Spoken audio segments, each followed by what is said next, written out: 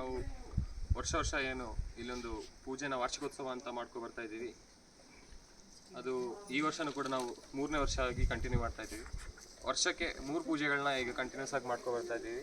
ಮೊದಲನೇದಾಗಿ ವರ್ಷದಲ್ಲಿ ಪ್ರಥಮವಾಗಿ ಬರುವಂಥದ್ದು ನಮ್ಮದು ವಾರ್ಷಿಕೋತ್ಸವನೇ ಬರುವಂಥದ್ದು. ಎರಡನೇದಾಗಿ ನಾಗರ ಪಂಚಮಿ ಅಂತ ಅನ್ನೋದು ಬರುತ್ತೆ. ಮೂರನೇದು ಇಲ್ಲಿ ಬಂದ್ಬಿಟ್ಟು ಷಷ್ಠಿ ಅನ್ನೋದು ಬರುತ್ತೆ. ಅದರಲ್ಲಿ ಅನ್ನದಾನ 2 ಇದರಲ್ಲಿ ಮಾಡ್ತಾ ಇದ್ದೀವಿ. ನಾಗರ ಪಂಚಮಿಗೆ ಮಾತ್ರ ಪ್ರಸಾದ ಸೇವೆ ಇರುತ್ತೆ. ಅದು ಬಿಟ್ಟರೆ ಅನ್ನ ಸಂತರ್ಪಣೆ 2 ಪೂಜೆಗಳಲ್ಲಿ, ಷಷ್ಠಿ ಮತ್ತು ವಾರ್ಷಿಕೋತ್ಸವ 2 ಪೂಜೆಗಳಲ್ಲಿ ಕೂಡ ಅನ್ನ ಸಂತರ್ಪಣೆ ಅನ್ನೋದಿರುತ್ತೆ.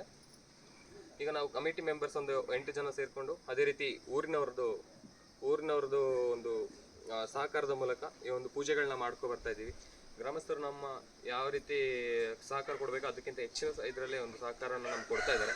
ಅದೇ ರೀತಿ ನಮ್ಮದೊಂದು ಮುಂದಿನ ದಿನಗಳಲ್ಲಿ ಕೆಲವೊಂದು ಪ್ಲ್ಯಾನ್ಸ್ಗಳಿದೆ. ಅಂದರೆ ಇದೊಂದು ಡೆವಲಪ್ ಮಾಡಬೇಕು ಅನ್ನೋದು ಒಂದು ಕೆಲವೊಂದು ಪ್ಲ್ಯಾನ್ಸ್ಗಳಿದೆ. ಅದೇ ರೀತಿ ವರ್ಷ ನಮಗೆ ಎಲ್ಲ ಪೂಜೆಗಳಲ್ಲೂ ಕೂಡ ಮಳೆ ಒಂದು ಸಿಗ್ತಾ ಇರೋ ಕಾರಣ ನಮಗೆ ಶೀಟ್ ಹಾಕಬೇಕು. ಅದೇ ರೀತಿ ವರ್ಷ ನಮಗೆ ಈ ಕ್ಲೀನಿಂಗ್ ಪ್ರೊಸೆಸ್ ಅನ್ನೋದು ಮಾಡ್ತಾ ಇದ್ದೀವಿ.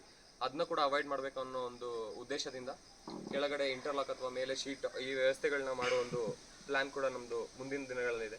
ಅದೇ ರೀತಿ ಅದಕ್ಕೆ ಹೆಚ್ಚಿನ ಧನ ಸಹಾಯ ಬೇಕಾಗಿರೋದ್ರಿಂದ ಅದನ್ನು ಕೂಡ ನಾವು ಗ್ರಾಮಸ್ಥರಲ್ಲಿ ಅಪೇಕ್ಷೆ ಮಾಡ್ತಾ ಇದ್ದೀವಿ.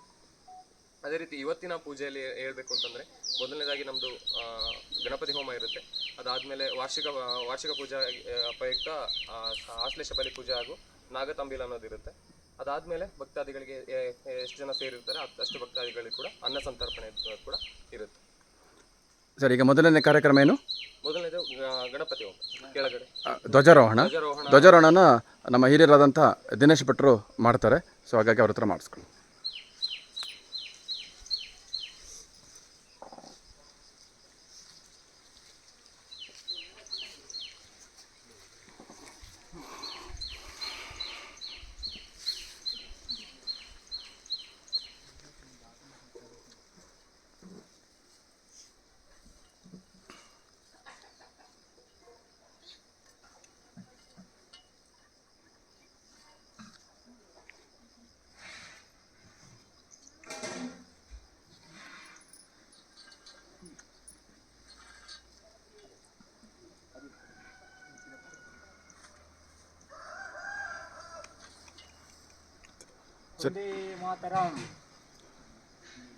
ಸರಿ, ಧನ್ಯವಾದಗಳು ದಿನೇಶಣ್ಣ.